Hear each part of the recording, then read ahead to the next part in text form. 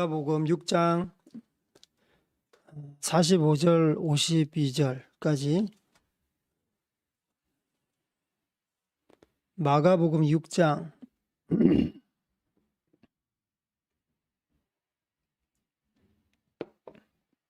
45절로 52절까지 말씀 보겠습니다.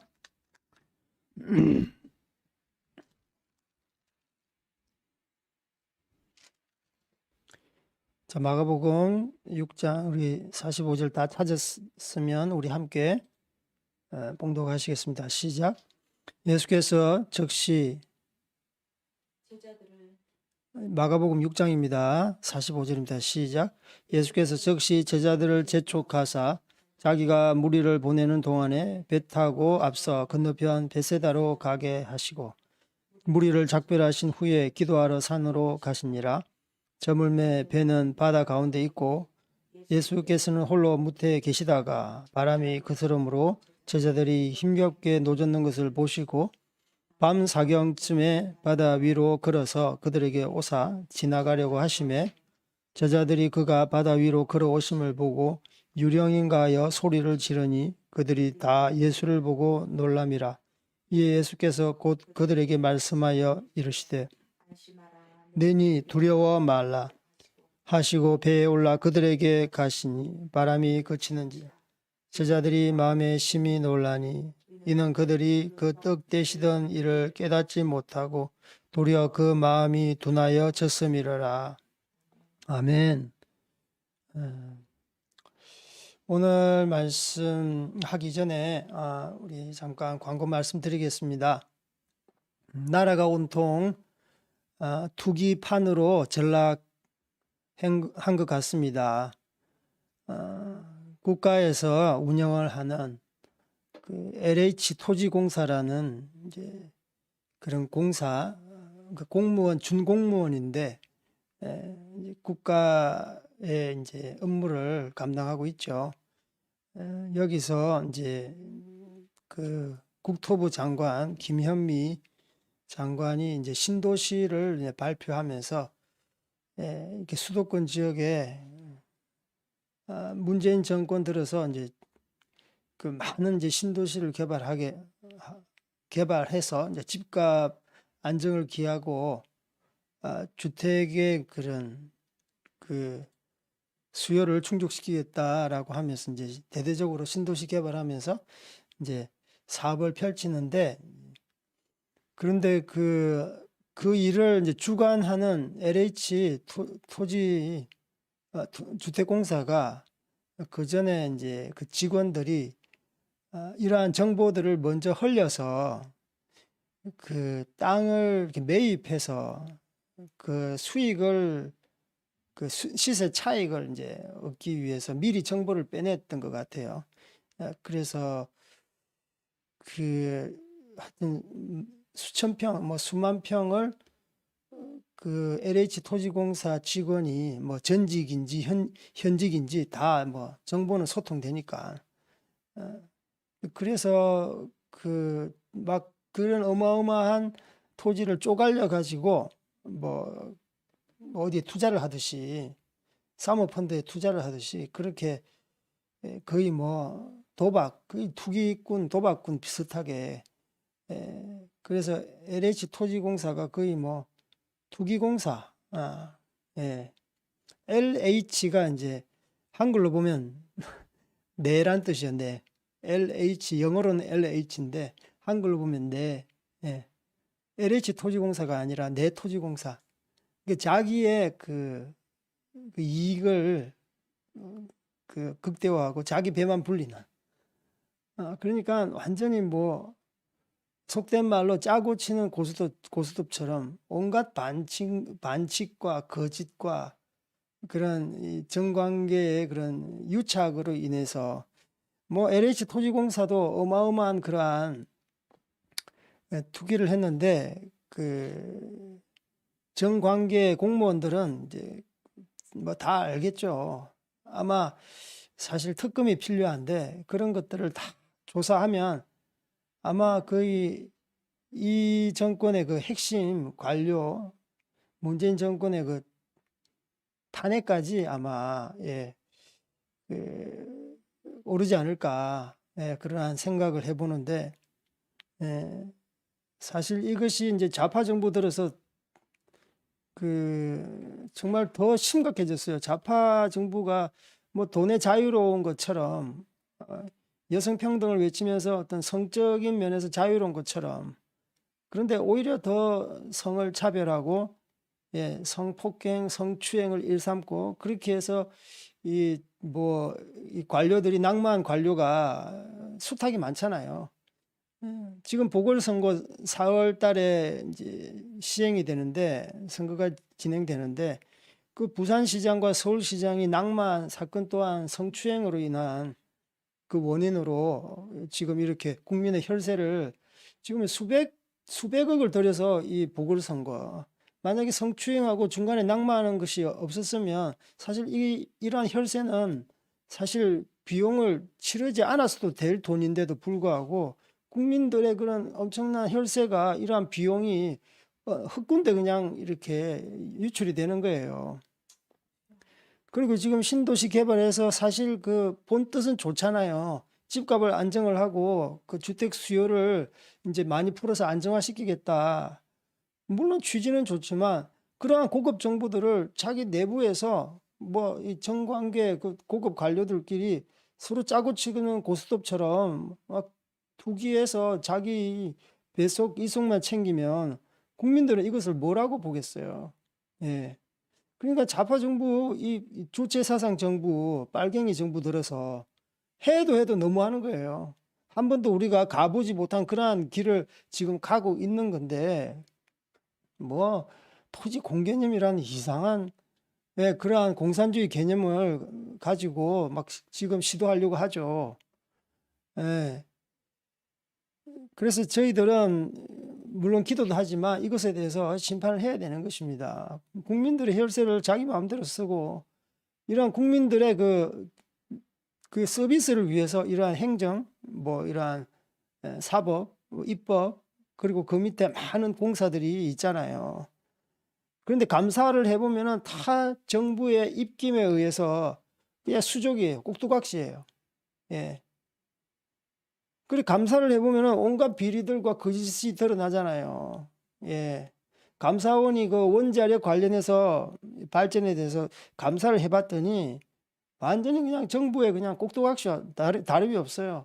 과학적으로 이 검증하고 조사한 것에 대해서는 완전히 뭉개버리고 자기들이 입맛에 맞는 그런 보고서, 환경단체 보고서만 이렇게 채택을 해서 결국은 이제 우리나라가 세계적으로 알아주는 그러한 핵발전에 관한 한 독보적인 그런 기술, 인류의 기술을 갖고 있잖아요.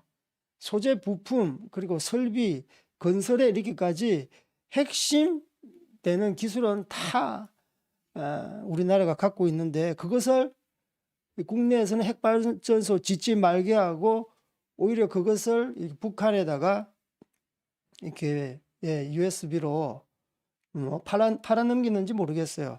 어쨌든 북한에다가는 핵발전소를 건립해준다, 지어준다라는 그러한 이렇게 수작을 하는 정부가 바로 이러한 정부 아니겠습니까? 그래서 좌파 정부가 정말 이 사람 중심이다. 뭐 이 사람의 마음을 뭉클하게 만들고, 뭐 하여튼 그렇게 사람의 감정을 이렇게 사면서 국민들을 거짓 선동을 하고 있는 것입니다. 그래서 여러분 정말 이 정부가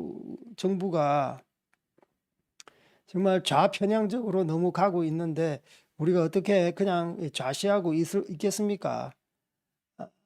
하나님을 믿는 사람도 그냥 보면 안 돼요. 이것을 위해서 외치고 부르짖고 알리고 그렇게 해야 되는 것이죠.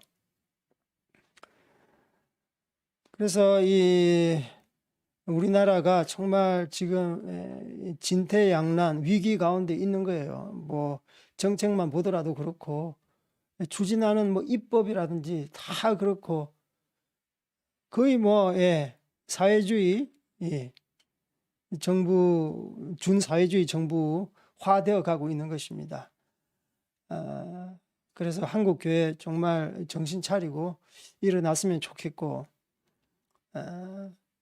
제가 요즘에 교회를 이제 찾아보고 있는데, 사실 교세가 많이 지금 약화되었어요.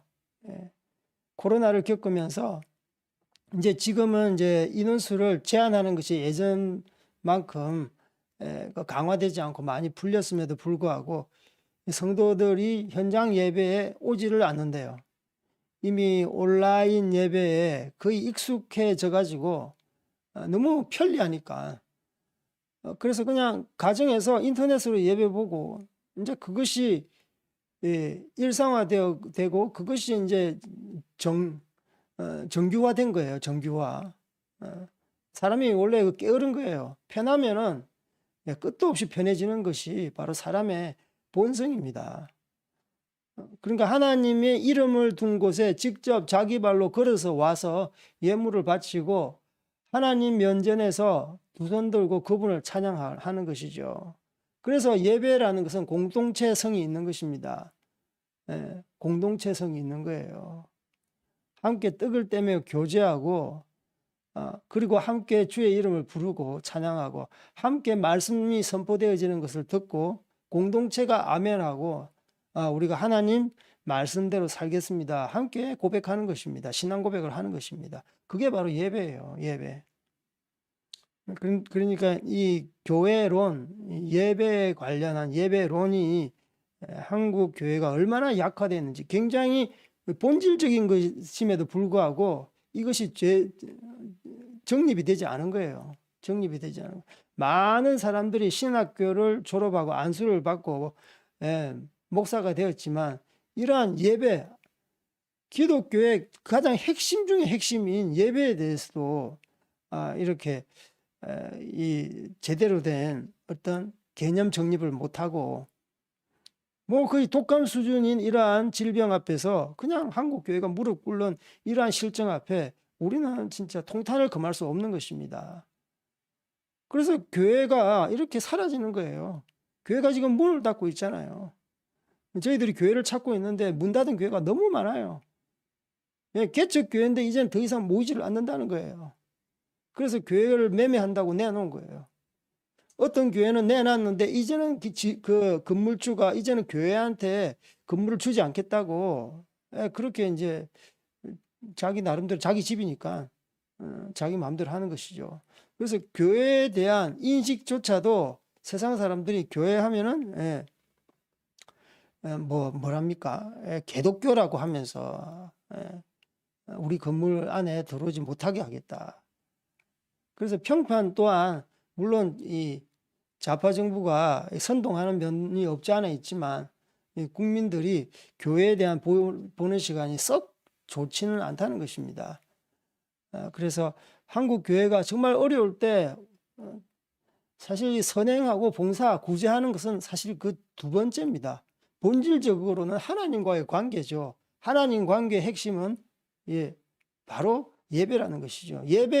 예배론이 정립이 되지 않으니까 현장에서 드려도 되고 뭐 인터넷 드려도 되고 누워서 드려도 되고 하여튼 편리대로 자기 마음대로 예배를 정의해 버리니까 이 뭐 온라인 예배가 제2의 종교 개혁이라고 뭐 성경에 없는 그런 비성경적인 뭐 이론으로 막 이렇게 비대면 예배를 칭송을 하는 거예요. 어디 그게 감히 종교 개혁입니까? 종교 개혁입니까?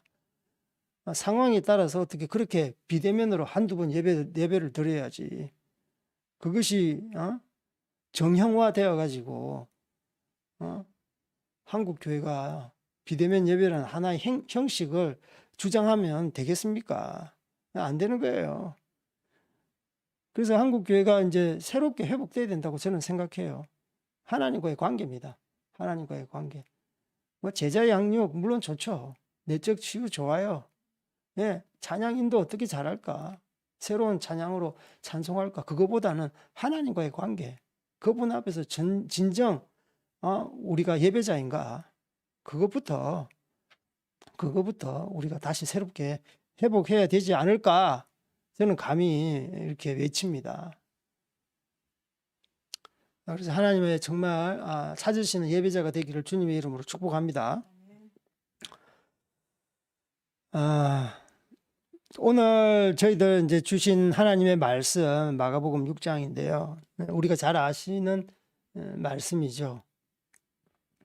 예수님께서 갈릴리 바다 위를 거니시는 이제 장면이고,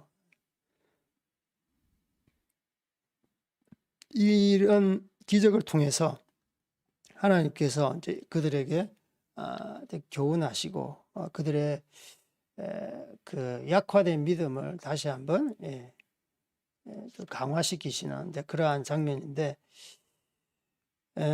이 마가복음 6장 45절로 52절 이 말씀 그 앞에는 오병이어의 이제 기적이 나옵니다. 오병이어의 기적. 이 빵 5개와 물고기 2마리를 통해서 그 먹은 사람만 해도 이제 5,000명, 남은 것이 이제 12바구니. 어마어마한 그러한 기적을 그 한두 명을 뭐 이 병에서 살리고 죽은 자를 살리고 문둥병에서 깨끗하게 하고 귀신을 쫓아내고, 그것이 아니라 이것은 그냥 거기 있는 모든 사람들에게 기적의 이제 폭포수, 기적의 폭포수가 임한 거예요. 그것이 바로 이 오병이어의 기적입니다. 생각만 해도 어마어마하지 않습니까? 예.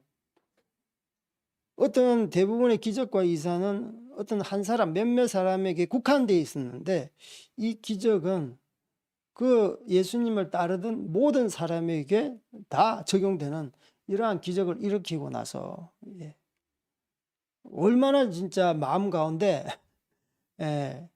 예수님에 대한 그런 믿음이 충만하지 않았겠어요? 저는 그렇게 생각합니다. 자기가 직접 경험한 것하고 경험하지 않고 간접적인 옆에서 지켜보는 거하고, 또 누가 그 했던 것을 들은 거하고, 또 누가 했던 것을 적어 놓은 것을 글로 읽는 거하고 차원이 다른 것이죠. 차원이 다른 것이죠. 다 여기 현장에 있는 사람들은 남자만 5,000명이지 거기 뭐 한 가족, 일가족이 다 왔다, 이웃 사람들하고 다 왔다. 그러면 이 남자보다 여자 애들까지 노인들까지 다 이렇게 합치면은 거의 수만 명이 이르지 않을까. 수만 명. 수만 명이 예수님을 따르고 예수님의 설교를 듣고 똑같이 예수님과 이적과 기사를 경험하고, 이 오병이어는 모든 사람이 이적과 기적을 입으로 맛보고 눈으로 직접 보고, 이러한 것들이 일어나는 이 오병이어 이후에 일어나는 사건이 오늘 사건입니다. 그래서 오늘 바다 위로 거니시는 예수님, 이 사건은 앞에 있는 사건과 너무 긴밀한 그런 연관성을 갖고 있습니다. 그래서 좀 전에 말씀드렸던 것처럼 얼마나 믿음이 충만했겠습니까? 잔치 분위기 아니겠습니까? 잔치 분위기 아니겠습니까? 정말 예수님은 나의 구주다. 예수님 사랑해요. 예수님 따라 어디든지 가겠습니다. 이러한 고백이 일어나지 않았겠어요? 물론 이 사랑하는 애제자, 예수님께서 각별하게 사랑하는 애제자 12명도 예수님의 이러한 어마어마한 기적을 보고 예수님을 얼마나 사랑했겠어요. 그 전에는 반신반의 했던, 믿음이 연약했다가 강해졌다가 이렇게 했던 사람이 이러한 엄청난 기적을 보고 애제자들 12명은 믿음이 더욱 굳건해지지 않았겠습니까? 이제 저는 그렇게 생각하는 거죠. 그런데 이 기적 이후에 예수님께서 했던 이러한 행동은 참 우리에게 시사하는 바가 큽니다. 그래서 44절 마치고 나서 오병이어의 기적이 기적을 뒤로 하고 끝나고 일단락되고 나서 45절로 넘어가는데, 예수께서 즉시 제자들을 재촉하사 자기가 무리를 보내는 동안에 배 타고 앞서 건너편 벳세다로 가게 하시고, 그러니까 예수님께서 어떤 행동을 하느냐, 즉각적인 행동하는 거예요. 즉시 제자들에게 재촉을 하는데 이 장소에서 떠나는 것. 이 뭐 그냥 바로 옆에 가는 것이 아니라 완전히 이 갈릴리 바다가 갈릴리 호수인데요. 얼마나 컸으면 저기 바다라고 불렀겠어요. 그 건너편으로 가는 거예요. 그러니까 동에서 서로 가는 겁니다. 북에서 남으로 가는 거예요. 그러니까 완전히 이 장소에서 완전히 그 전혀 찾아올 수 없는 이제 그런 쪽으로 가는 것이죠. 왜 이렇게 했을까? 왜 이렇게 했을까? 이제 그것이 이제 요한복음의 이제 이러한 바다 위를 거니시는 그러한 그 똑같은 성경 말씀인데 약간 달라요. 그 요한복음에는 이런 말씀이 있습니다. 이 백성들이 오병이어 기적을 통해서 이 자신들의 그 왕으로 추대하려고 하니까 예수님께서 그 자리를 즉시 피한다는 거예요. 그러니까 예수님을 정치적인 메시아로서 추대하려고 하는 그런 여론이 형성된 거예요. 여러분 아시겠습니까? 예. 예수님이 이 땅의 정치적인 메시아, 세상의 그런 그 권력을 가진 어떤 왕으로 오지 않았거든요. 예. 하나님은 이 영적인 구원, 내세의 구원을 위한 영원한 나라, 하나님 나라의 어떤 왕으로 메시아로 오셨습니다. 그런데 백성들이 이러한 오병이어의 기적을 보고, 야, 우리가 로마 식민 지하에서, 야, 우리의 구세주, 우리의 정치적인 이러한 식민지에서 우리를 출애굽해 줄, 야, 영웅이 나타났다. 메시아가 나타났다. 그래서 예수님을 추대하려고 한 거예요. 근데 예수님은 즉시 어디로 갔습니까? 46절에 보면 산에 기도하러 갔어요. 예. 완전히 격리된 공간이죠. 하나님 만나러 가신 거예요. 습관대로. 예. 그 무리를 작별하신 후에, 무리가 어떤 무리입니까? 예. 그 군중들이죠. 군중들. 워낙 인기가 하늘을 치솟잖아요. 지금 대통령 대선에서 지금 뭐 윤석열, 뭐 이재명, 이낙연, 사실 거의 뭐 잠룡이라고 부르면서 인기가 치솟아요. 그러면은 인기 관리해야 되잖아요. 예, 여론조사 또 잘 이렇게 해서 좋은 이렇게 퍼센테이지를 얻기 위해서 이렇게 백성들한테 쇼맨십도 하고, 예, 선수 같으면 사인도 이렇게 해주고, 자기의 어떤 몸값을 올리기 위해서 뭔가 사람들과의 긴밀한 관계를 해야 되는데 예수님은 그렇지 않은 거예요. 정치적인 메시아가 아니라, 세상의 메시아가 아니라 정말 하나님 나라, 영원한 하나님의 나라, 보이지 않지만 실제로 존재하는 그 하나님의 나라, 우리의 영적인 영원한 어떤 구원을 위해서 이 땅 가운데 오신 거예요. 그래서 예수님은 산으로 가고 하나님과의 긴밀한 만남 가운데 이제는 들어가는 거예요. 그리고 제자 또한 마찬가지입니다. 제자 또한 이러한 무리들과 같이 있으면 스포일된다는 것을 예수님이 알고 있었던 거예요. 그래서 제자를 보호해야 되겠다. 어떻게? 이들의 그런 그 수만 명의 무리들과 떨어져서 어떤 공간 가운데, 장소 가운데 가게 해야 되는데 그게 바로 건너편 디베라로 가게 하는 거예요. 그래서 보면 굉장히 급박합니다. 예수께서 즉시 제자들을 재촉하사, 즉시 한마디만 해도 되는데 재촉하는 거예요.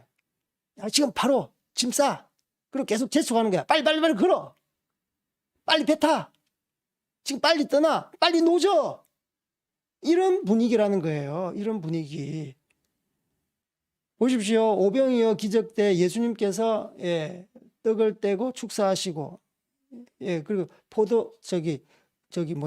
그 물고기 또한 축사하시고 떼서 나눠주는데 누가 거들었습니까? 누가 예수님의 이 봉사를 했습니까? 12제자들이 했어요. 그러니까 제자들이 이 바구니를 들고 막 나눠주는데 야, 물고기가 계속 생기는 거예요. 빵도 계속 생기는 거예요. 그래서 옆에 있는 군중들이 우와, 야, 너 손을 통해서 기적이 일어난다. 야, 네가 줄 때마다 야, 이게 막 배가 된다. 야, 너 정말 영적인 사람이다. 제자들도 덩달아 어깨가 으쓱하지 않았겠어요? 사람들이 막 칭찬해주고 박수 쳐주니까 뭔가 자기가 뭐가 됐냐. 뭐 사람들이 예, 정치적인 메시아로서 야, 로마 이 피지배에서 우리가 벗어나게 하기 위한 야, 우리 리더다. 그러면 제자들은 어떤 건 한 자리 차지하는 거예요. 한 자리 차지하는 거예요. 한 자리 차지하는 겁니다. 직접 먹을 걸 나눠주잖아. 막 생기잖아요. 그러면 교만이 들어오는 거예요. 그러면 스포일 되는 겁니다. 그래서 빨리 이 교만의 불을 꺼뜨리기 위해서 예수님께서는 즉시 제자들을 재촉해야 할 수밖에 없는 이러한 상황이 지금 이 분위기를 우리가 아셔야 되는 것입니다. 그래서 제자들을 살려야 된다. 제자들을 살려야 된다. 예. 예수님은 여전히 군중들이 물론 하나님 말씀을 먹고 무럭무럭 자라면 좋지만 제자들한테는 여전히 그 사랑하는 마음과 이 제자들을 어떻게 하면 훈련을 잘 시켜서 예, 작은 예수로서 내 뒤를 따라오는 그런 예수로서 예, 살 것인가. 그래서 제자 키우는 사역에 예수님께서는 올인하셨거든요. 그래서 제자들을 보호하고 보호해야 되기 때문에 예, 이렇게 빨리 이 무리와 함께 이렇게 이별하게 만드는 거예요. 그래서 빨리 배를 타라. 그래서 건너편 베세다로 가게 하는 겁니다. 그래서 예수님께서는 이제 하나님 앞에 가는 것이죠. 엄청난 사역 앞에, 엄청난 기적 앞에 그것이 다 좋은 게 아닙니다. 너무 잘 되잖아요. 은혜가 넘쳐요, 넘쳐. 그 가운데 우리가 멈춰 있으면 사탄이 그냥 우리 속에 예, 침투해 들어오는 겁니다. 그 예수님께서는 이걸 아시는 것이죠. 은혜의 최고봉 위에 가서 이제는 떨어질 시간인 거예요. 떨어질 날밖에 없는 거예요. 이 최고봉에 이르렀을 때, 은혜의 정점에 이르렀을 때 예수님께서는 하나님과 가는 거예요. 하나님께. 제자들을 보호하시고 은혜에 너무 취하지 마라. 이런 은혜는 영적인 건강에 좋지 않아. 빨리 너희들은 이 군중들과 떨어져서 너희들 스스로 반성하고 하나님과의 그런 시간을 가지는 그러한 공간으로 인도하시는 거예요. 그래서 저는 이제 제자들도 이 무리를 뒤로하고 배를 타고 보내고 예수님 또한 무리와 작별을 하고 인적이 드문 진짜 산으로 올라가신 것은 우리가 눈여겨보아야 되는 것입니다. 우리가 사역을 열심히 하잖아요. 예. 제가 큰 교회에서 이제 사역자로 한 2년 정도 했는데 청년부를 맡고 이렇게 사역이 잘 되면은 진짜 뿌듯합니다. 하나님께서 나를 쓰시는구나. 예.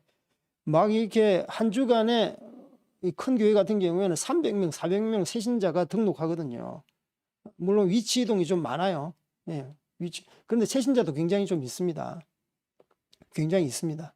그래서 등록하면은, 그 사역팀이 이제 대형교회 담임 목사를 위시한 사역 팀들이 있잖아요.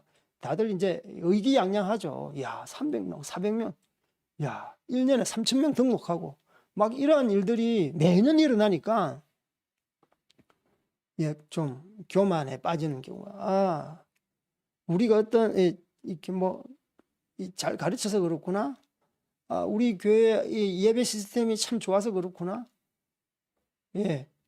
더 겸손해져야 되는데 더 하나님과의 그런 긴밀한 만남을 위해서 그들의 군중과 떨어져야 되는데 그렇지 못하는 거예요.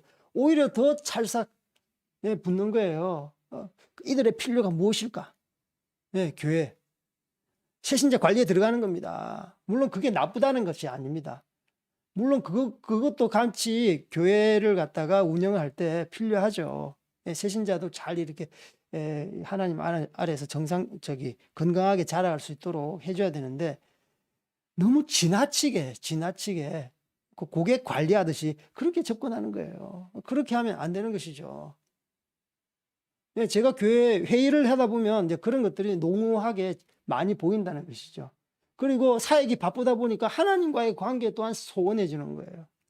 최소한 사역자가 하루에 1시간은 기도를 해야 되는데, 기도하지 못하는 것을 눈으로 저는 이제 보게 되었어요. 그래서 담임 목사님이 기도 일지를 쓰게 하는 거예요. 그래, 기도실에 들어가서 몇 시부터 들어가서 몇 시까지 나올 때 양심적으로 적어라 막 그러면서 예, 아무리 교회가 부흥하고 새신자가 늘더라도 여러분들은 하나님과의 관계 가운데 깊이 들어갈 때만이 그분께서 기름 부어 주시고, 기름 부어 주신 건 거두어가지 않으신다, 그런 말씀도 하시면서 담임 목사님도 이 부흥과 이런 성장과 상관없이 하나님의 사역자는 기도와 말씀에 전무해야 된다고 늘 이렇게 말씀하셔서 생각이 납니다.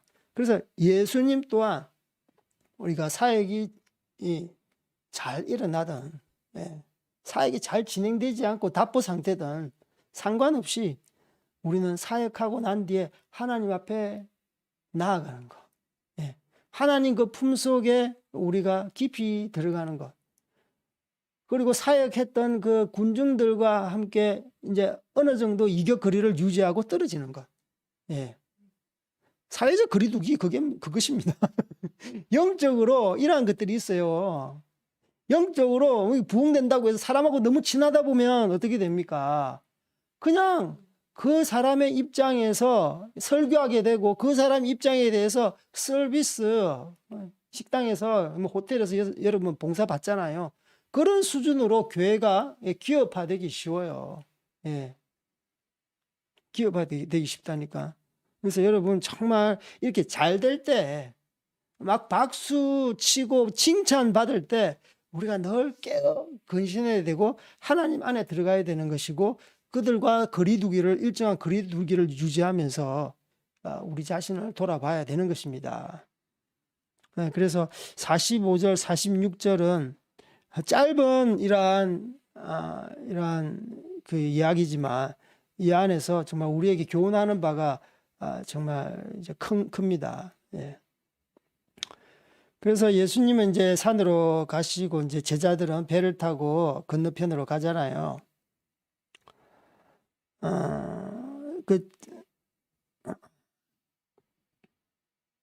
저물매 배는 바다 한가운데, 47절, 저물매 배는 바다 한가운데 있고 예수께서는 홀로 무태에 계시다가, 이것은 이제 예수님께서 기도하러 산에 이제 기도 다 끝나시고 이제 기도 시간을 마치신 것 같아요. 그래서 홀로 무태에 계신 거예요. 군중들도 다 이제 4분 5열 다 흩어지고 나서 제자들도 배를 타고 가서 예수님도 이제 기도를 마치시고 이제 무태 혼자 계시는 거예요. 이제 이것을 보면서 예수님께서는 항상 우리가 볼 때는 굉장히 고독하잖아요. 홀로 계신다. 아무도 옆에 없는 거예요. 그런데 정말 하나님을 따르는 사람, 예수님을 따르는 사람, 성령 하나님이 우리 마음 가운데 내주하시는 분은, 내주하시는 이러한 신자들은 혼자 있을 때 정말 그 진면목을 알 수가 있습니다. 우리가 너무 사람을 의지하다 보면 무슨 문제가 있으면 쪼르르 사람 찾아가가지고 쪼르르 목사님 찾아가서 자기 고민 이야기하고, 사람들 찾아가서 내 고민이 어떻다, 문제가 어떻다, 시시콜콜해서 이렇게 하다 보면 해결이 되지 않고, 또 뭐 자기는 자기가 이렇게 뭐 교제하다 보면은 풀리기도 하겠지만, 그런데 본질적으로 하나님과의 그런 관계, 기도는 하나님과의 관계지만 기도 마친 후에 자기 스스로 자기를 돌아보고, 또 홀로 지내면서 늘 하나님 말씀에 대해서 어떤 통찰력을 가지고 그것에 대해서 반출을 하고, 그러면 좀 많은 하나님께서 인사이트를 주세요. 그래서 사역자, 특히 이제 예수님을 좀 믿었던 분들은 너무 이렇게 사람을 찾아가거나 또 너무 어떤 분위기를 의지하거나 어떤 시스템과 세미나 컨퍼런스 그런 데 가기보다는 좀 홀로 머물고 홀로 좀 말씀 앞에서 하나님 앞에서 이렇게 쓱하고 사고하는 이러한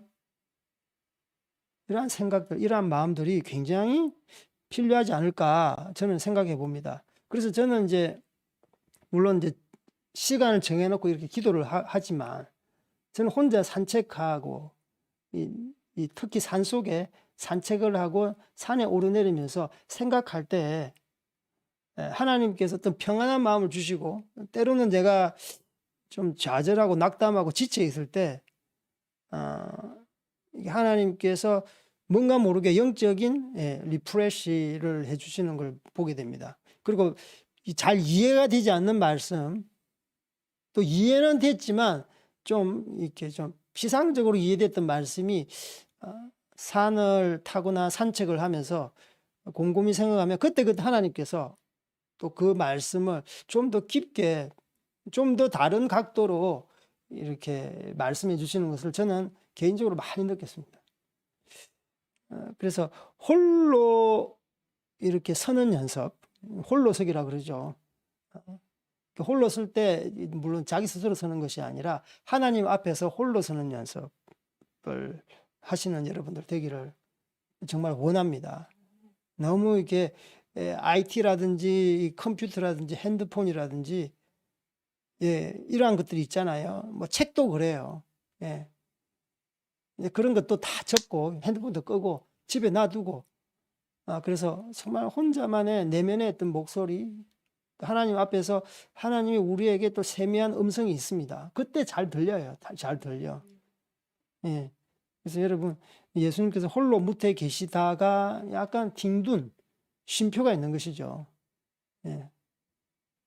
그래서 막 이렇게 그 오병이어처럼 급박하게 사역이 돌아갈 때가 있고요. 또 그것을 마치면 거기에 휘둘리지 않기 위해서 바로 하나님과의 그런 관계 가운데 들어가는 거예요. 그리고 때로는 내 혼자 그냥 자아를 생각해보고 내 내면을 들여다보고 한 발자국 뒤로 가서 군중들을 보는 거예요. 이 상황들을 보는 거예요. 그렇게 하면 하나님께서 여러분의 인생 가운데 좀 풍성한 삶을 좀 사시게 하나님께 인도하시지 않을까라는 생각을 해봅니다. 그래서 여러분 홀로서기 중요한 것 같습니다. 그래서 이제 무태 홀로 계시다가 48절에 그 이제 제자들이 배를 타고 가고 있는 것을 이렇게 말씀하고 있습니다. 이제 바람이 불었던 것 같아요. 밤에 이제 배를 타고 가는데 바람이 거슬렀다 그러잖아요. 그런 역풍이 분 거죠. 바람이 거슬름으로 제자들이 힘겹게 노젓는 것을 보고 순풍을 타면 그 바람 방향으로 배가 진행하면 뭐 힘겹게 노절 필요가 없어요. 순풍을 타니까 가만히 있어도 천천히 가게 되고 노를 저으면 더 빨리 가게 되겠죠. 그러나 이것은 거스르기 때문에 아주 힘겹게 노를 저었다. 그런데 예수님께서 이 광경을 목도하셨다는 겁니다. 밤 사경쯤에 바다 위로 걸어서 그들에게 오사 지나가려고 하시매. 그러니까 제자들이 오병이어 사역을 마치자마자 쫓겨나듯이 배를 타고 밤 하늘을 보면서 이제 배를 타고 가는데 또 역풍을 만나서 얼마나 힘들었겠습니까?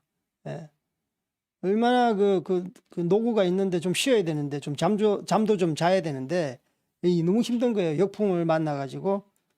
그리고 또 이 새벽에서도 굉장히 칠흑 같은 새벽이요. 밤 사경쯤이라는 말은요. 이 밤을 갖다가 그 해질 때 저녁 6시에서 그 뒷날 새벽 6시까지 12시간을 이제 3시간씩 나눕니다. 그러니까 3, 4, 12, 12시간이죠. 그래서 3시간 6시부터 7시, 8시, 9시까지 이 3시간을 일경 그 다음부터 2경, 3경, 4경. 4경은요, 그러니까 새벽 6시까지니까 언제까지입니까? 3시부터, 새벽 3시부터 4시, 5시, 6시. 그러니까 칠흑같이 어두운 거예요. 해가 뜨기 전에 그 새벽이 칠흑같이 어둠이라고 그렇게 말하거든요. 예. 그래서 밤 중에서도 이 굉장히 깜깜한 밤. 그러니까 새벽에 얼마나 졸리고 지치고 육체적으로 지치고 더군다나 역풍이 불어가지고 예, 이 노를 져도 예, 이렇게 좀 이렇게 앞으로 진행이 잘 안 되는 이제 그러한 지금 상황인 것입니다. 상황인 것이에요. 근데 이때 예수님께서 다 지켜보시고 이들에게 나타나신 거예요. 저는 이제 예수님께서 이러한 광경을 다 지켜보고 계셨다라는 것입니다. 홀로 무태 계시다가 이 말은 제자들도 지금 어떻게 지금 상황이 어떤 상황 가운데 있을까 다 생각하시는 거예요. 하나님께서 지금 어떻게 액션을 취해야 될까 어떤 그런 것까지. 그 전 사역 500여 사역인데 지금 얼마나 힘들까 그런 노고까지 다 예수님께서는 알고 계신 거예요. 그래서 노 젓는 것도 보시고 그들이 밤 사경쯤에 처한 그러한 처지도 다 알고 계시고 이제 오사 지나가려고 하심에 그러니까 이때 하나님께서 예수님께서 즉각적인 개입이 일어나는데 이제 이것을 보면서 우리가 어떻게 적용해야 되느냐. 세상적이고 인간적인 방법을 다 사용했지만 무용지물 네. 열심히 사실 이 12제자 중에서 대부분 어부잖아요. 이 바다에 대해서는 누구보다도 잘 아는 사실 프로페셔널이잖아요. 그런데도 불구하고 너무 힘든 거예요. 너무 힘든 거예요. 또 칠흑같이 어둡기도 얼마나 어두워요. 보이지가 않는 거예요. 깜깜한 터널 속에 지나가는데 답이 안 보이는데 언제 이 터널이 끝날까. 예, 동서남북을 바라보더라도 흉흉한 바다 물결, 바람이 불면 풍랑이 거칠잖아요. 야, 바로 이 배 안은 생명이고 배 바깥은 사망인 것입니다. 예, 나락으로 떨어지는 거예요. 사실 이렇게 바다를 더 잘 알면 알수록 공포감이 더 커지는 건 아시죠? 아예 모르면 괜찮을 텐데. 그래서 이들 가운데 사실 엄청난 공포가 있었을 것이고 두려움이 있었을 것이고 그 마음 가운데 불안이 있는 것이에요. 그리고 육체적으로도 녹초가 되어 있어서 완전히 파김치가 되어서 지쳐 있는 그런 상태. 그러니까 세상적으로 인간적으로 모든 능력을 발휘해도 이제는 더 이상 일의 소망도 없는 그러한 상태에 하지만 인간적인 모든 노고는 무용지물이다. 이때 예수님께서 개입을 하시는 거예요. 예. 적당히 힘든다고 개입 안 하십니다. 우리 하나님은. 그때 하면 우리도 뭐 할 수 있는데 예. 주님 우리 뭐 조금 더 하면 소망의 빛이 보이는데 왜 오셔가지고 이렇게 그대로 주십니까? 훈수를 둡니까? 그러니까 완전히 세상적인 소망이 절단 났을 때 예수님께서 오시는 거예요. 그 예수님이 여러분 뭐 괘씸하다 생각하지 마세요. 예. 이런 분이 계세요. 왜 빨리 안 오시고 왜 우리를 이렇게 개고생시키는 그렇게 하지. 예수님은요 이러한 상황 가운데 우리를 훈련시키는 거예요. 예. 훈련시키면서 여러분을 더 강하게 세우시려고 하신다니까. 여기서 이제 우리 상황을 전체적으로 바라보면요. 예수님께서 말씀하셨어요. 예. 저 갈릴리 바다 건너편으로 가라. 예수님 말씀에 순종해서 가는 백길입니다. 그런데 이들이 예수님 말씀에 순종했는데 이 백길에서 고생을 하게 되잖아요. 그것도 어떤 고생입니까? 진짜 개고생입니다. 말도 못하게 개고생이에요. 진짜 억수로 고생하는 겁니다. 예수님 말씀에 순종했는데 고생한다니까. 여러분 이것을 갖다가 어떻게 해석하겠습니까?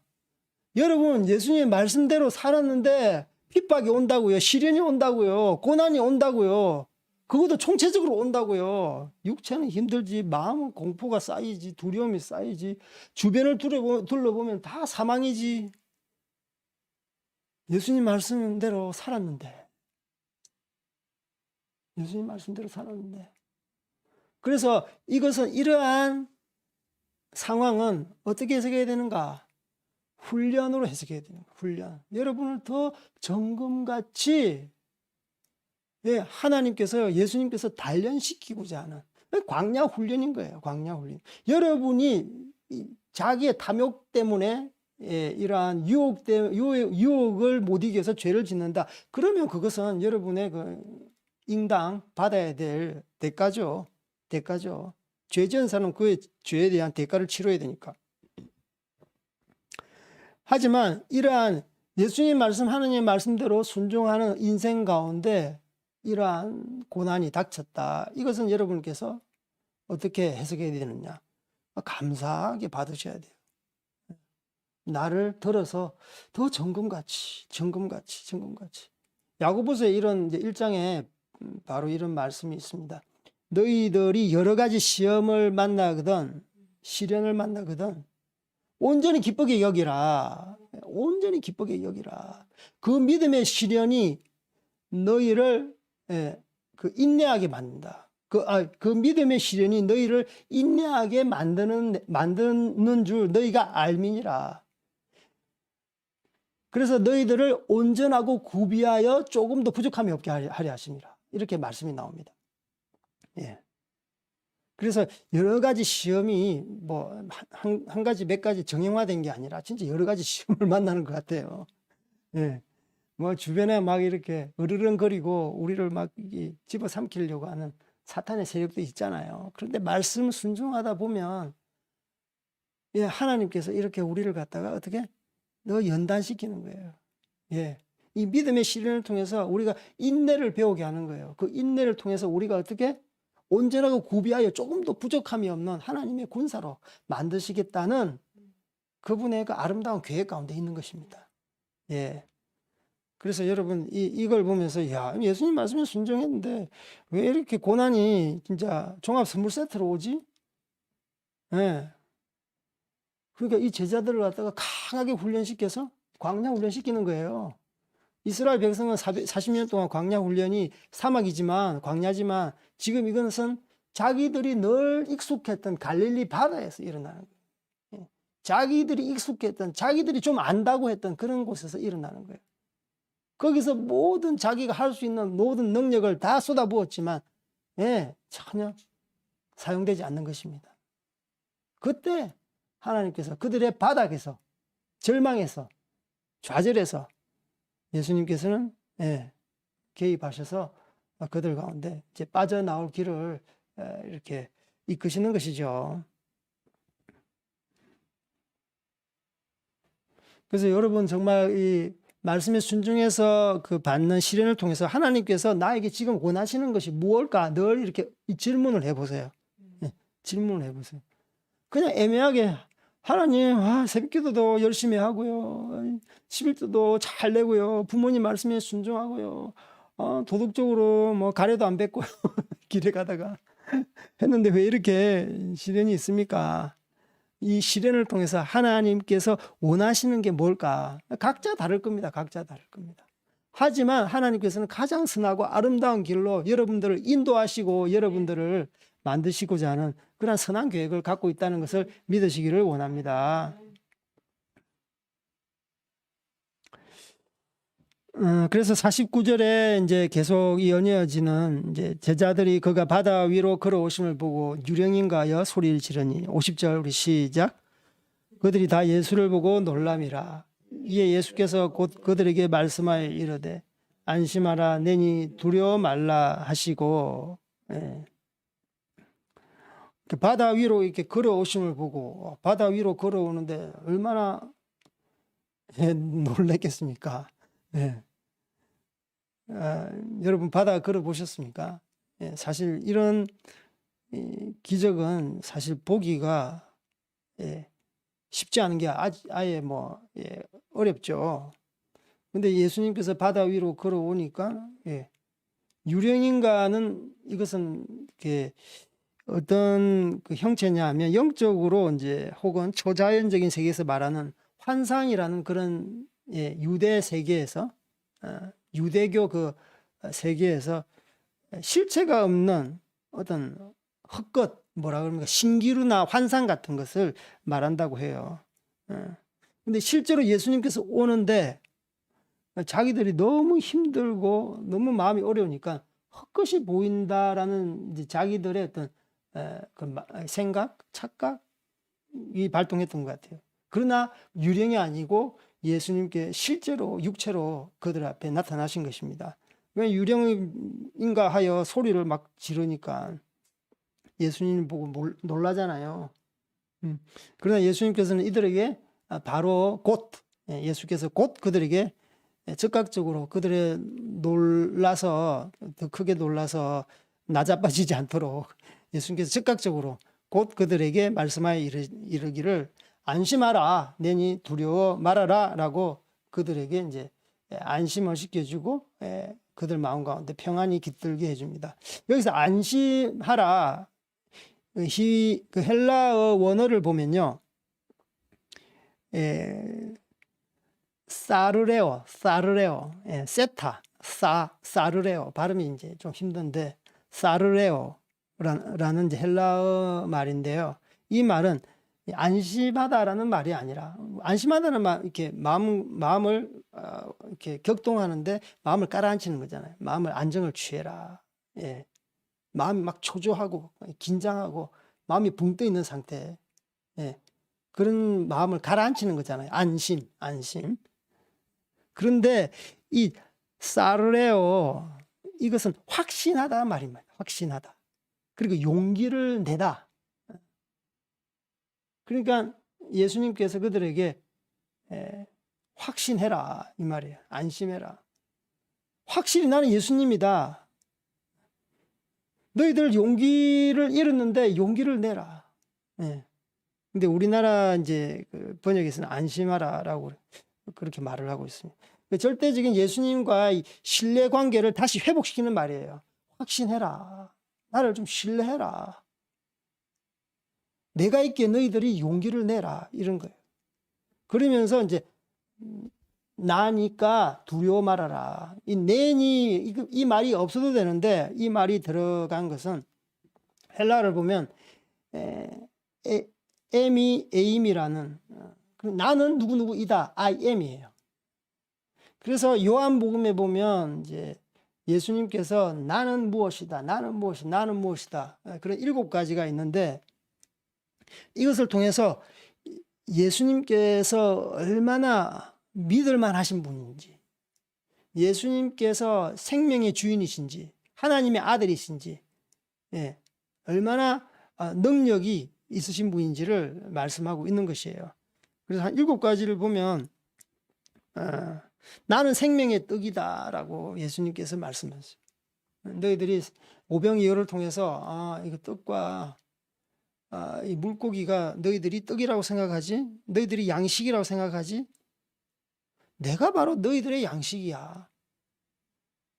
그래서 나는 생명의 떡이라 라고 그게 오병이어 마치고 나서 예수님께서 가르친 내용이 바로 이 말입니다. 나는 생명의 떡이다. 사람이 떡으로만 살 것이 아니요 하나님의 입에서 나오는 말씀으로 살 것이니라. 아멘. 우리가 이 식량, 이 새끼 음식으로 살 수 있어요. 근데 그거로만 안 된다니까. 우리의 삶은. 뿐만 아니라 우리가 정말 영적인 양식, 이 말씀, 살아있는 하나님의 말씀을 섭취해야만이 정말 우리가 생명을 유지할 수 있음을 말씀하고 있는 것입니다. 그리고 두 번째는 나는 세상의 빛이다. 나는 세상의 빛이다. 이 사탄의 소굴인 이 세상 가운데 이 어둠이죠. 어둠이 지배하는 이 세상 가운데 예수님께서 말해서 나는 세상의 빛이다. 그래서 예수님을 믿는 자, 예수님을 따르는 자, 예수님을 전폭적으로 신뢰하는 자는 예수님의 빛이 비춰지는 거예요. 예수님께서 내 마음 가운데, 나의 삶 가운데 동행하고 내주하시기 때문에 예수님의 빛이 예, 발광하는 것이죠. 파광하는 것이죠. 그래서 나는 세상의 빛이다. 그리고 예수님을 내주하고 영접하고 그분과 함께 동행하는 자는 사탄을 능히 이기는 것입니다. 그리고 세 번째는 나는 문이다. 정확하게 말하면 나는 양의 문이다라고 그래요. 이게 목자와 양을 비유하면서 나는 선한 목자다. 나는 선한 목자다. 그래서 나는 양의 문인데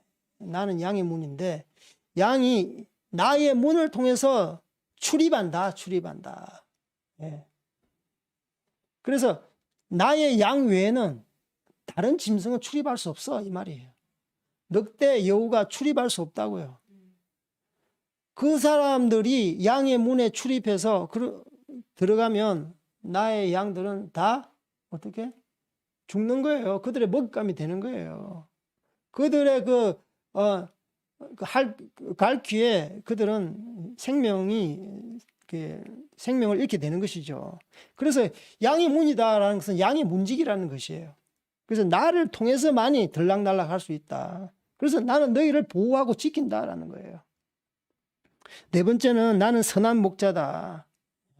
악한 목자가 있고 좀 더 나은 사꾼 같은 목자가 있지만 나는 너희를 위해서 생명을 아까워하지 않고 버리면서까지 너희들을 지킨다. 선한 목자. 예수님 당시에 그 목자들이 선한 목자가 별로 없다고 그러더라고요. 예. 다 이제 사꾼 뭐 그 정도인데 실제로 맹수가 나타나면 뭐 다 자기 생명 유지를 위해서 양 버리고 도망갔대요. 그러나 우리 예수님께서는 선한 목자이기 때문에 예, 한 마리의 양도 놓치지 않고 내가 생명을 걸어서라도 양을 다 보호한다. 예, 이러한 말씀인 것입니다. 그래서 예수님은 선한 목자시다. 그리고 다섯 번째는 나는 부활이요 생명이다. 예, 부활이요 생명이다. 죽어도 부활한다. 예. 나는 영원한 생명을 갖고 있다. 나를 믿는 자는 영원한 생명이 있다. 나와 함께 죽고 나와 함께 부활할 때 여러분 가운데 영원한 생명이 있다. 예. 나와 함께 십자가에 못 박혔나니 그런즉 이제는 내가 산 것이 아니요 내 안에 그리스도께서 사신 것이라. 이제 내가 육체 가운데 사는 것은 나를 사랑하사 나를 위하여 자기의 몸을 버리신 하나님의 아들을 믿는 믿음 안에서 사는 것이라. 그래서 부활신앙이요. 여러분이 죽으면 예수님과 함께 부활하는 것을 믿으십니까? 믿으셔야 돼요. 그리고 여섯 번째로는 나는 길이요 진리요 생명이다라고 요한복음 14장에 말씀하고 있습니다. 예. 뭐 진리의 상아탑에 이제 대학 같은 경우에는 학교 정문에다가 큰 탑을 이렇게 뭐 진리가 너희를 자유케 하리라. 진리가 너희를 자유케 하리라. 그런데 앞에 있는 중요한 내용이 있는데 그걸 빼놓고 학문이 진리가 아니잖아요. 지성이 진리가 아니잖아요. 인간의 자유가 진리가 아니잖아요. 예수님이 빠졌어요. 예수님이 진리가 있기 때문에 진리이시기 때문에 예수님을 믿고 예수님을 받아들이고 예수님의 가르침대로 살아갈 때 그 자유함이 있는 것입니다. 헬라어를 보면 나는 길이요 진리요 생명이다. 이 말은 이제 처음에 나는 길이다라고 하면서 이 진리와 생명은 길을 보조해주는 그 형용해주는 그런 형용구예요. 형용구. 그러니까 나는 길인데 진리의 길이다. 나는 길인데 생명의 길이다. 그래서 세상에 많은 길이 있지만 예수님만이 유일한 우리의 구원의 길이다. 진리의 길이다. 생명의 길이다. 나로 말미암지 않고는 하나님을 볼 자가 없는 거예요. 예, 그것을 말씀하시는 것이죠. 마지막으로 일곱 번째, 나는 참 포도나무다라고 그래요. 예. 그래서 예수님과의 관계, 예수님께 붙어 있기만 하면 열매를 맺는다는 것이죠. 예. 네가 내 안에, 내가 네 안에. 그러니까 무엇이든지 구하라. 그러면 많은 열매를 맺는다. 예. 그래서 우리가 예수님 안에 거할 때 우리가 어떤 뭐 기교를 부리고 우리의 능력과 피땀과 노고를 해서 뭐 그것보다도 중요한 것은 먼저 예수님 안에 거할 때 그분께서 그분의 영양분, 그분의 어떤 그 영양분을 우리에게 계속 공급해 줌으로 말미암아서 각자 그 우리 성도의 은사에 맞게끔 그분께서 주렁주렁 열매를 맺게 하신다는 것입니다. 그래서 예수님은 우리의 참 포도나무 되십니다. 그래서 안심하라, 내니 두려워 말라. 나 예수님은 이런 분이야. 너희들 이제는 두려워하지 말아라. 너희 지금 사망이 너희 지척에 있지. 어둠이 깔려 있지. 너희들이 지쳐 있지. 절망 속에 있지. 어떤 소망도 없지. 내가 너희들의 소망이야. 내가 생명이야. 응. 내가 평안이야. 나를 통해서 너희들이 생명을 얻을 수 있어. 그래서 안심하라. 내니 두려워 말라. 다른 말로 믿어라. 확신해라. 내가 내다. 두려워하지 말아라. 그러면서 그들에게 이렇게 다가가십니다. 그래서 예수님께서는 정말 이렇게 마음을 어루만지시고 채우시는 분이십니다. 저는 이제 이러한 방법을 보면서 우리의 생각을 이제 뛰어넘는, 보십시오. 주변을 바라보면 흉흉한 파도밖에 없어요. 그죠? 예, 누가 배를 타고 오지 않는 이상, 예, 그 당시에 다 이렇게 노를 젓는 배인데 이러한 흉흉한 파도가 치는데 누가 이렇게 엄청난 천하장사가 이 바람을 거스려서 자기들을 구조하기 위해서 구조선처럼 오겠습니까? 기대할 수 없는 것이죠. 그래서 이 12제자에게 예상치 못한 방법으로 그들에게 접근하시는 예수님. 예. 우리의 예상을 뛰어넘는 하나님. 이제 그것을 우리가 좀 생각했으면 좋겠습니다. 예. 하나님 우리에게 개입하시고 우리를 접근하실 때 인간적인 생각을 뛰어넘을 수가 있다는 거예요. 그래서 여러분 아무리 좀 그 절망스러운 일이 발생해도 완전히 낙담하지 마십시오. 완전히 낙담하십시오. 하나님은요, 막다른 길에도 그분께서 그분의 방법대로 우리에게 접근하십니다. 저는 뭐 어떤 방법으로 여러분에게 접근하리라라고 제가 뭐 추측은 못 하겠습니다. 하지만 저도 몰라요. 우리 하나님은 저와 여러분과 예상과 완전히 빗나간 새로운 방법으로 여러분에게 접근하실 거예요. 아멘? 여러분을 이렇게 세워주시기 위해서, 도와주시기 위해서. 그래서 심지어 바다 위로 걸어오잖아요. 이거 뭐 생각이라도 했겠습니까? 예상이라도 했겠습니까? 예, 사랑이 많으신 분 예수님께서는 사랑만 많은 분이 아니라 능력 또한 많은 분이십니다. 예, 능력이 있으신 분이십니다. 우리의 생각, 우리의 과학, 우리의 지성, 지식을 초월하신 분이세요. 여러분을 도와주기 위해서 세상 사람들이 구상할 수 있는 모든 방법도 숲으로 돌아가게 하고 그분의 방법대로 여러분에게 접근하십니다. 여러분을 도와주시는 것입니다. 두려워하지 말라. 내가 너와 함께 함이라. 놀라지 말라. 나는 내 하나님 됨이라. 내가 너를 굳세게 하리라. 참으로 너를 도와주리라. 참으로 나의 의로운 오른손으로 너를 붙들리라. 그래서 하나님은 사랑도 많으시고 능력이 많으신 거예요. 절대 두려워하지 마십시오. 낙심하지 마십시오. 좌절하지 마십시오. 오히려 앞뒤 양옆 꽉꽉 막힐 때 하나님께서 절호의 찬스입니다. 하나님께서 하나님의 방법으로 역사하시는 것입니다. 우리의 생각하고 하나님의 생각은 달라요. 땅과 하늘이 높은 것 같이 땅보다 하늘이 높은 것 같이 하나님의 생각, 하나님의 계획은 우리의 생각과 계획보다 엄청나게 높으신 분이심을 여러분 아시기를 원합니다. 그래서 이제 그 51절, 52절 우리 다 같이 시작. 그에 올라 그들에게 가시니 바람이 그치니 제자들의 마음에 심히 놀라니 이들이 그쪽 대기하기를 깨닫지 못하고 도리어 그 마음이 격나여졌습니다. 아멘. 그 배에 올라서 이제 그 예수님께서 이러한 흉흉한 파도와 역풍, 바람이죠. 폭풍을 이렇게 잠잠케 하셨어요. 그 전에도 하나님께서 이 자연계를 지배하시는 예수님, 폭풍우, 이 비바람과 이 바람, 풍랑을 명령했을 때 잠잠케 하시는 그 광경을 그들도 목격을 했습니다. 똑같이 예수님께서 여기는 이제 비가 내렸다는 그런 말이 없는데 이게 역풍이 불었잖아요. 바람이 거슬러서 이렇게 파도가 뛰어노는, 그래서 풍랑을 잠잠케 하고 바람을 먹게 하는, 바람이 멎으니까 풍랑이 잔잔하게 되는 것입니다. 그래서 바람이 그치는지라 그 원인이 제거된 거예요. 원인이 제거된 것입니다.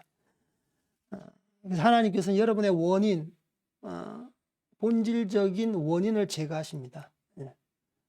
앞에 있는 흉흉하게 뛰어노는 파도, 잠잠하게 이렇게 늘뛰는 파도, 뛰노는 파도를 이렇게 멎는 게 아니에요. 이 어둠이 사라지게 하는 게 아니에요. 깜깜한 어둠.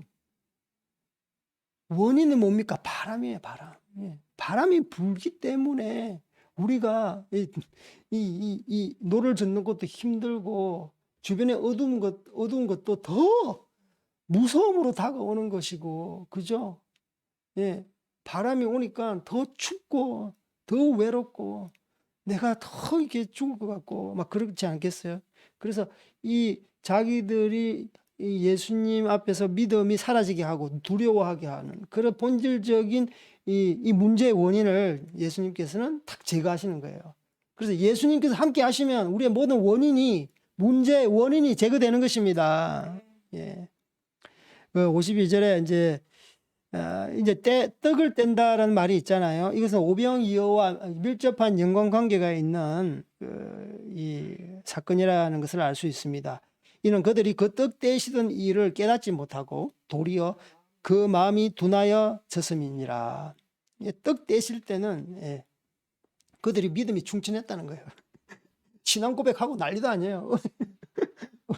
하나님 은혜가 부어지니까. 그리고 백성들도 막 이렇게 제자들이 떡을 나눠주니까 막 칭송을 하잖아요. 박수도 치고, 뭐 옆에서 어깨도 주무르주고 안 그렇겠어요?